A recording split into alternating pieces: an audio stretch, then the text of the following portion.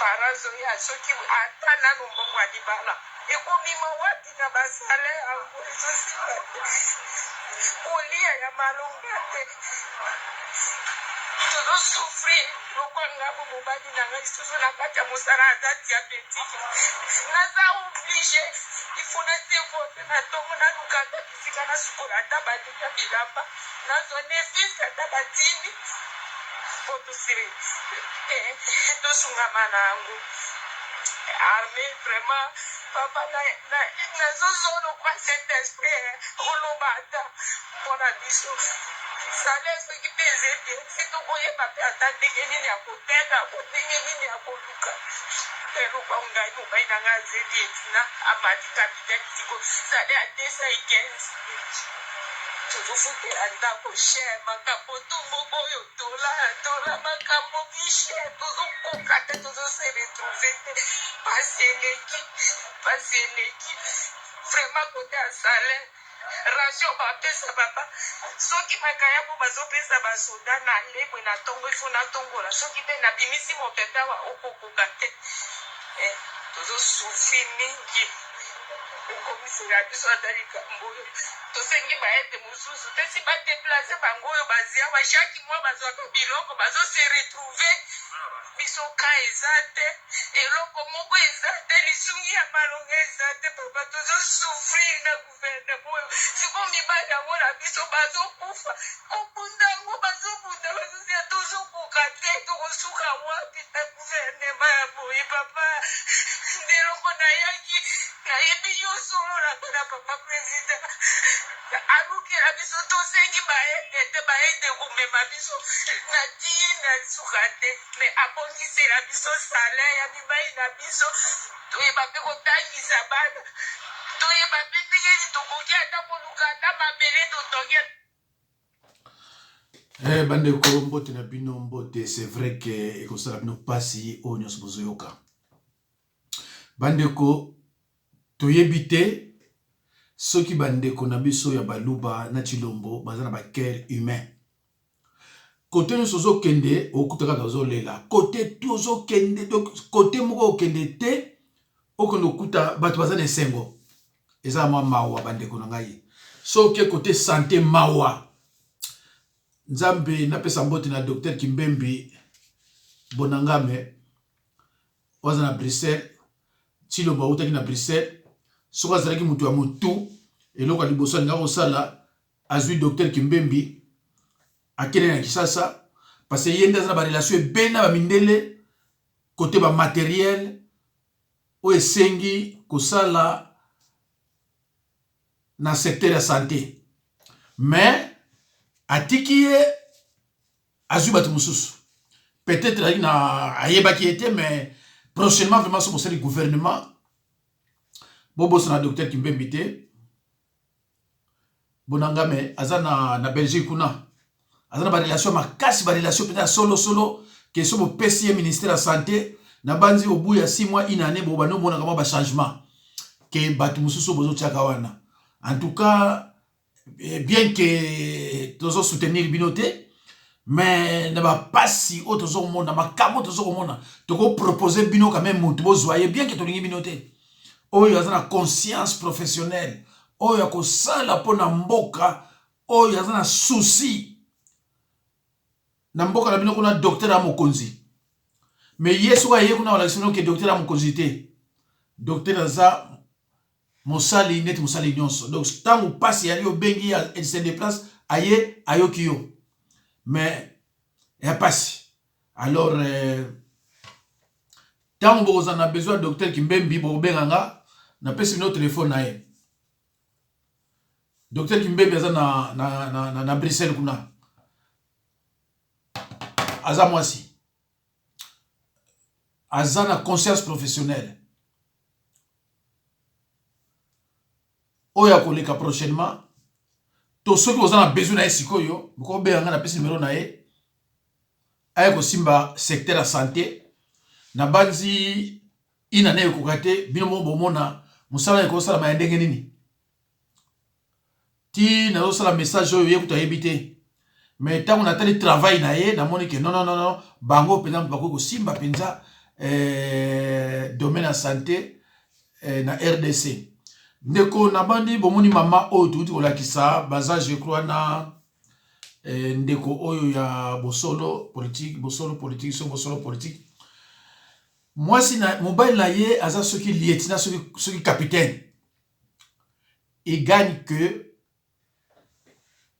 $200 na $200 wana tango ye azozwa ba dépense azotika na rien et que mobile na ye aza diabétique mais aza kozoba soin ya ofelete ndenge za awa na poto omoni ba avantage mususu oyo toza na poto yango wana mutu même afingi biso bato poto mais soko azongi si batali abitetetete donc ndeko pays eza dirigé na ba barbare oyo Kagame azosala na mboka na biso c'est une honte nationale atali 32 eleka mutu akotonga ndako malonga aza te atali 18 ans eleki mutu akotonga ndako malonga aza te ayi kotala tino bazoya mutu alobi ma non bato baza bato te tika nga sikoyo natongisela bango bandako mpenza na kati ya Kivu ngai président ya Rwanda tala nde baosaka na biso etango yazozwa makanisi wana azazoba te parce que bato ya maboma oyo bagouverne mboka na biso bada 66 ti lelo basala eloko te oyo yazolinga osala na mboka na biso tosoutenir yango te me tokosala nini ali kosala na mboka na biso mbongo azwi wapi mbongo na biso moko bato ya RDC botala tilo bwasa sinyaki aloba ndeko tozokontinue na bidilu tomoni bidilu wana tokokontinue toujours bandeko ya kotala avant totia mosusu totia nano oyo bandeko na nga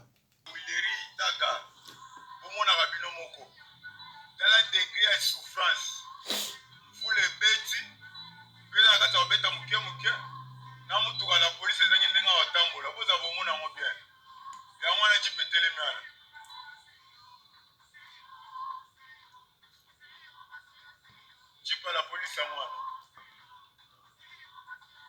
Il y a moi les ok. Jipa la police est l'équipe. Mais en pleine difficulté, pour les amis Nitio et Nagata Congo, à ton commune à Kinshasa, sur Willeri, Itaga, aucun super marché, market food, de food market. Il y a moi Nakuna. Autant de oiseaux souffrir. Degré à mayo atona masheka lufungula o bato lingwala donc on venir itaga lingwala mama na kalamu doche pena boato ako o tamboli na ngopena o masheka lufungula vous voyez c'est le masheka lufungula en tout cas c'est horrible hein? Mama ke na mama e a pena boato to chola na ngopena to luki boye penza. Oui. Non, au changeate, yo, au changeate.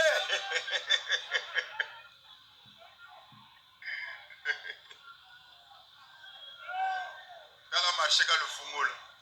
Simba est bien. Aïe, mboko yo. Boye penza. Jantiningo biloza wapi, boye vraiment. Mettons ya boye so courir dans la maille yao. Bato ba okufa. Les gens vont mourir comme ça. S'il y a du courant. Tala si. Moyen été. Kalam. Ici nous sommes sur le marché Kalufungo là. En tout cas, c'est horrible hein. C'est vraiment danger. Non, tu as TikTok Kala boy penza. Qui ça makambo. Oh là là. Mais vraiment,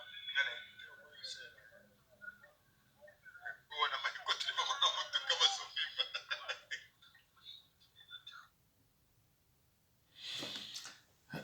Bandeko nayebi te soki tokoki koloba vraiment likambo nini. Bonjour monsieur le président Fati. Nous sommes ici à la province de Haut-Ouéli.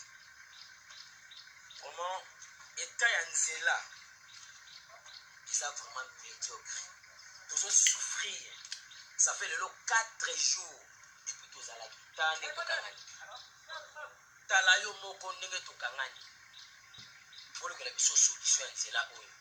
Biso stoko tala nzela. Nous sommes en train de souffrir. Tous à papa ya bana. Totiki babana basi na bandako. To ya to souffrir. Papa loba eloko moko kitape na awa to mona peyo. Ezaka na to keka poto ni kitape a omona yo moko tambola na nzela. Omona état ya nzela ndenge ezaleli. Pona ni tozo souffrir aussi le temps que pays na biso za pays za riche. Hein? Là où nous sommes, regarde, talangai na komi. Tu vois, talangai na komi. C'est bien comme ça. La pays est riche parmi tous les pays du monde. C'est pas dit. C'est pas dit. C'est pas dit, vraiment. Vraiment, papa qui sait qu'il y a une solution. Nous allons poser un zéro là. Tous les sarabana par rapport au transport, tout ça là. Tout ça la mission là. Tant que nous souffrir, moi, je vais repérer la mission. Il y a un monde de ceux qui ont aussi la Nanzela. Au comme me la vraiment, nous allons poser un soutien au président de la République. À tous les respects que je vous dois. Merci beaucoup. Bandeko, ba sataniste ya ba mindele ba kana souci ya kobongisa mboka na bango. Ba sataniste ya mindele o baza ko diriger ba mboka na bango. Ba kana souci ya kobongisa mboka na bango. Ba sataniste ya ba noir ba tia bango ba détruire ba mboka oya bango. C'est bizarre, hein? Si vous êtes en Allemagne, vous êtes en France, vous êtes en Belgique, kuna bazo bongisa toujours ba mboka na bango. Mais si vous êtes na Congo Brazzaville, vous êtes na Gabon, vous êtes na RDC, bango sikoyo ki sataniste na bango yali pour pas faire souffrir peuple na bango. Noir na mundele, boko kwa nate. Yo mutu mundi okoko tana ki sataniste pour faire souffrir peuple na yo. Mais mundele ta okoko tana ki sataniste pour aider ba peuple na ye. Oh là là. Oh là là. Oh là là. Tozo continuer. Bandeko boli bisanata la soki. Voilà.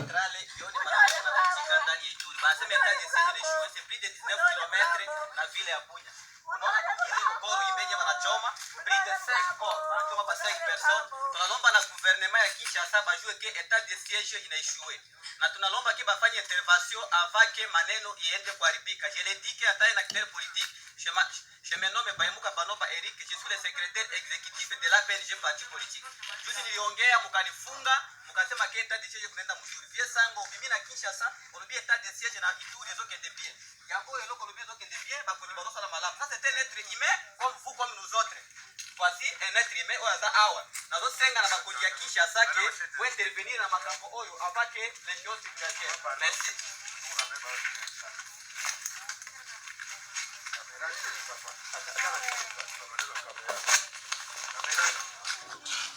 Bandeko,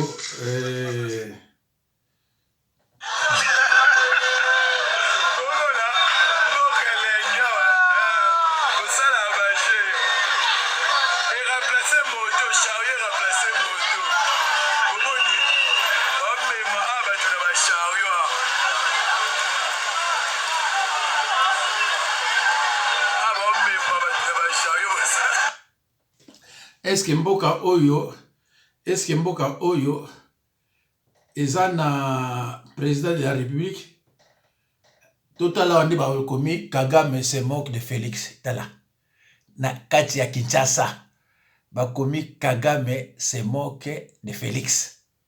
Alors soki ngana lobby o ngai mtu na lobby yango te bino kuna bozolela awa yewana na mariage ya nièce na bazi bomoni bien hein?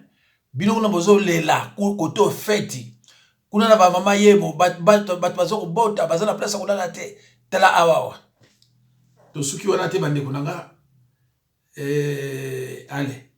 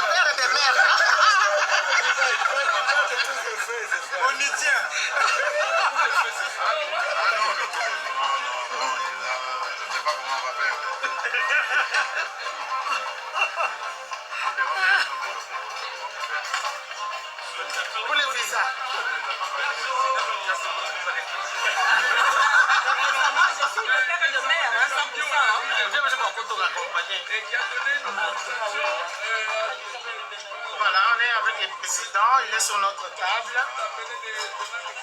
Annie, au moins le président Zolukayo. On est côté de la trône en Belgique.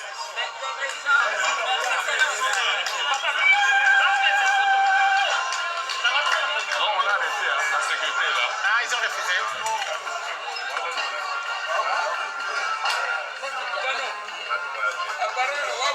Chambouy, où est-ce que je vais te filmer? Yo, son du moins.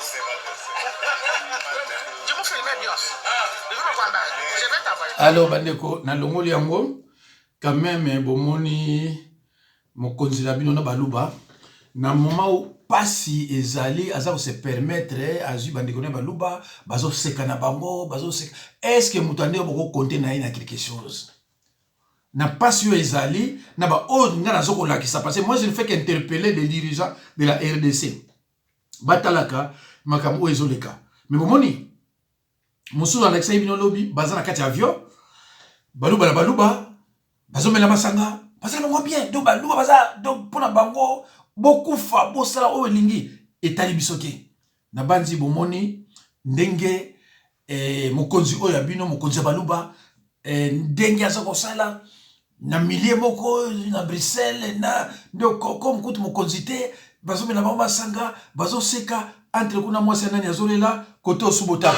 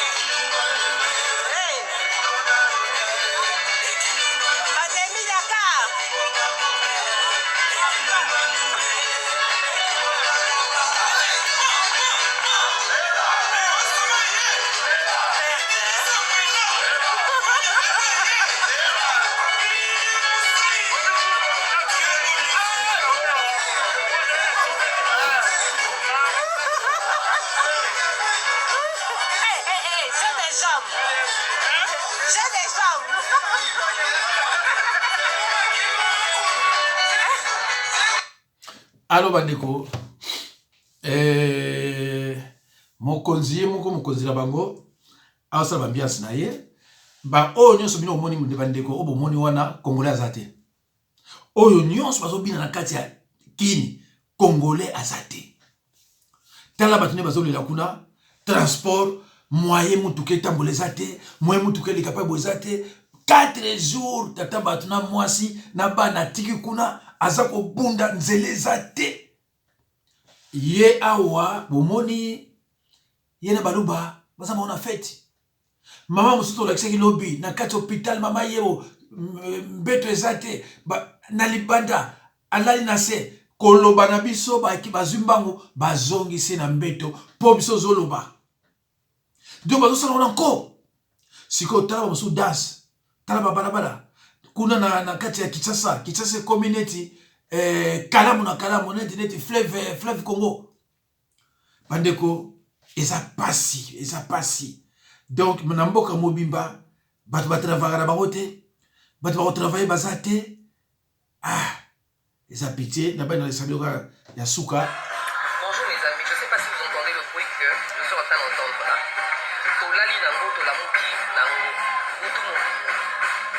misère biso nyonso tolamoki mpo moyen kolala eza te, courant eza te. Mes voisins ont eu l'ingénieuse idée de faire une église. Quartier Mopembe Longo Kimia. Ndenge eza wana basi mabala, bamama bana balali wana banda lobi. Bajeune balali wana banda lobi, lobi lundi. Moyen batanga eza te, Kimia eza te, tu peux pas parler au téléphone. Mes amis, surtout nous avons solution moko. Il y a bien, il y a durable pour le développement à Congo, pour l'éveil à Congo, il faut gérer ma église. Ça, c'est plus l'opium du peuple. Ça devient l'anesthésie du peuple. Ça devient même le coma du peuple. Comment voulez-vous qu'un peuple puisse revendiquer ses droits quand il ne les connaît pas? Comment voulez-vous qu'un peuple se lève et aille marcher? Net il marche dans le 30. On fait nos marchés dès qu'il y a une information. Les jeunes sont dans une base d'information. Ils n'ont pas internet, ils n'ont pas accès à la vraie information. Ils ne savent pas que dans nos régions là-bas, ma village mobile est délocalisé, ma famille est séparée, ma si baza violé, ma baza tué, ma papa baza massacré. Ils sont pas au courant. L'information ne passe pas. Internet est cher. Ceux qui ont besoin d'internet, n'a pas de contact, n'a pas de photo, déjà. Et comme la crise est incroyable, parce qu'on a besoin sur internet, parce que moi, il euro na bango, pour le bal l'information ne passe pas. Alors c'est pour ça que je dis que Bataba Église, on a besoin d'une autre façon de prier. C'est dans des endroits comme ça. Si tu es capable de réunir tout un quartier, si tu es capable d'avoir un micro, au lieu de ça, lier ceux qui banani, briser ceux qui banini, banda pour lier, pour briser le Congo va de plus en plus mal. Banda pour boire kabisika de Kaopa, je ne sais quel esprit maléfique. Le Congo va mal. De plus en plus mal. Pourquoi pas profiter de 10 minutes il y a enseignement pour le bibandé, pour les jeunes au Bazali Awa. Tout pour le Bazali dans l'énergie. Et ma camposo s'est passé pour les autres s'organiser pour y. Bon, les dirigeants n'a pas que ça ne va pas. Il faut qu'il il faut qu'on il faut qu'on tambola, il faut qu'on pime la balabala pour le dire, pas pour casser, mais pour parler à voix haute. Oh, pour que nous gagnons aussi pour la Kaya Congo. On a besoin d'énergie. On ne peut pas garder des gens comme ça, emprisonnés comme ça, dans une... Ça, c'est une prison. Merci beaucoup, merci madame.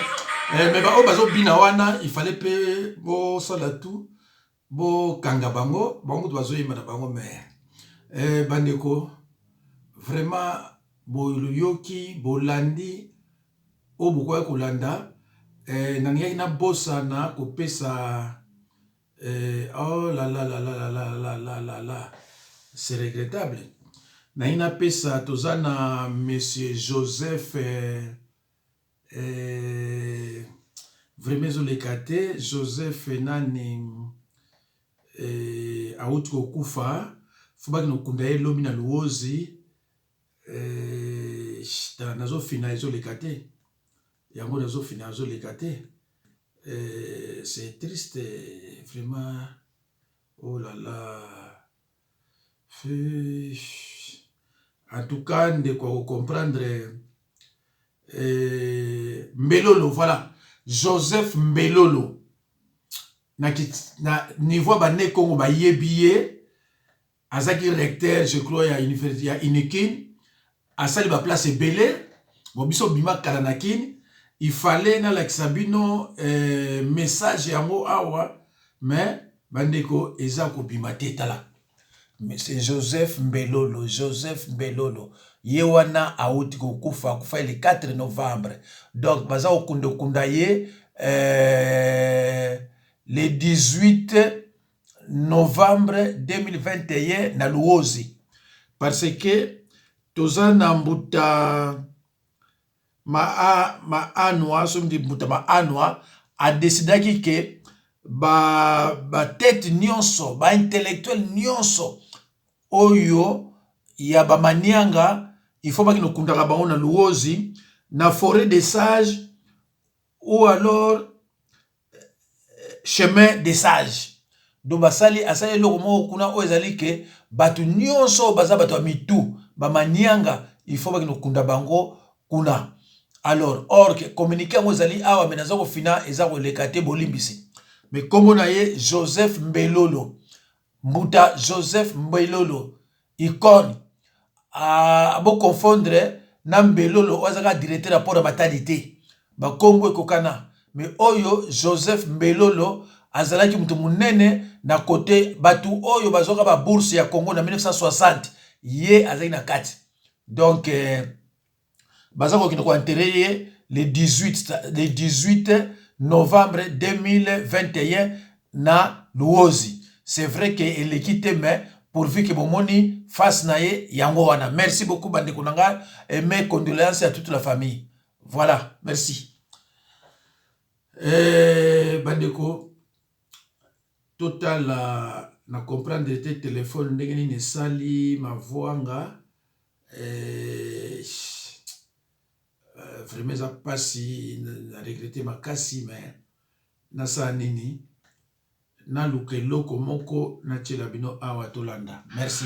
Et j'ai constaté que tous les secteurs économiques, tous les secteurs clés, je dis bien tous les secteurs, ne sont contrôlés que par les étrangers. Ceci est un danger.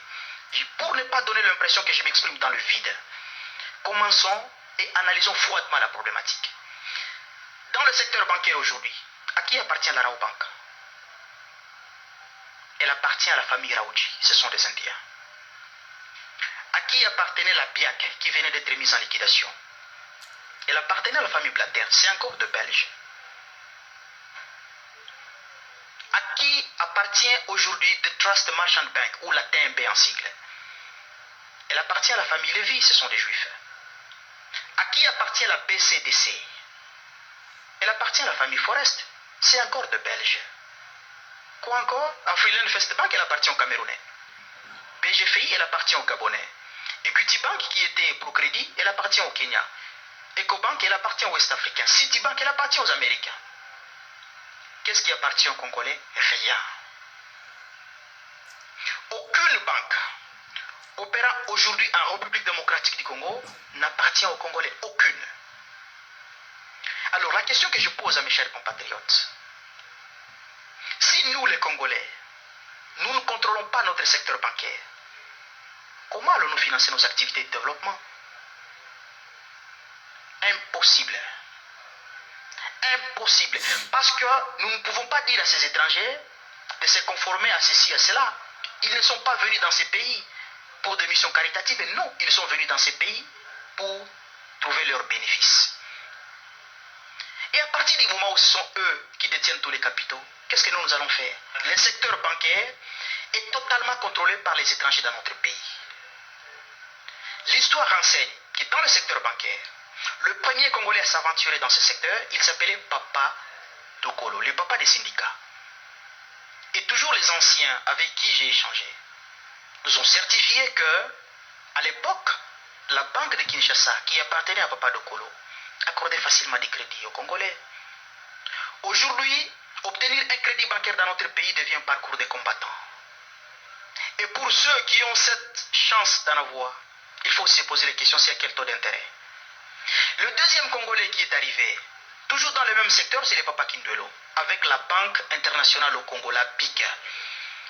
Mais malheureusement, vu les pressions des dragons, Papa Kindwelo n'a pas résisté. Il a dû céder ses participations de la BIC. Et aujourd'hui, la BIC appartient encore aux étrangers. Dans une telle circonstance, M. Prince et chers compatriotes, nous n'irons nulle part.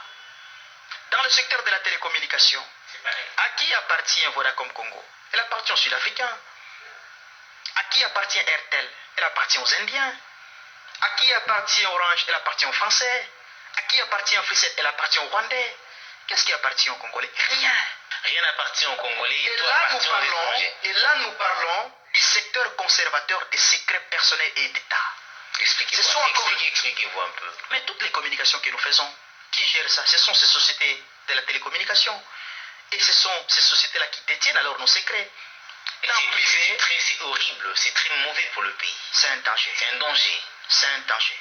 Vous pensez que les autorités congolaises ignorent ces dangers? Pour découvrir d'abord qu'il y a danger, qu'il faut réfléchir. La question que je pose ici, est-ce que nous, Congolais, nous réfléchissons? Parce qu'au regard de la situation dans laquelle nous vivons aujourd'hui, j'ai l'impression de dire non. Et pourtant, nous devons réfléchir. Exact. Allez-y. Nous devons réfléchir. On ferme la parenthèse. Et je viens de vous démontrer aussi dans le secteur économique, dans le secteur de la télécommunication, que nous ne contrôlons rien. Et c'est le secteur dépositeur des secrets privés et des secrets d'État. Allons encore dans le secteur minier, qui est le pourvoyeur de plus en plus.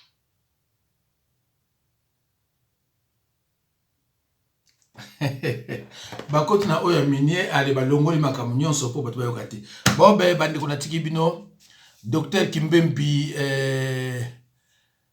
Bonangame nzambe apambola yo toyoka un jour babenga yo osimba secteur ya santé po bato ba respirer muke na banzi na banoloba na bango ler nyonso pona ko rappeler bango ke tozana docteur moko awa na poto docteur Amaele Belé côté santé si vous avez besoin ministère na biso ya santé bato banda ko respirer muke esengeli ko sala appel na docteur Kimbembi Bonangame azana Bruxelles. Voilà donc na banzi boyoki ngai soki na gouvernement bo bengi ete ba oyo ba ko sala ya sima en tout cas bo manquer ko benga yete acha penza ordre na makambo nyonso bande konanga na tiki bino nzambe apambola bino bomoni souffrance ya mboka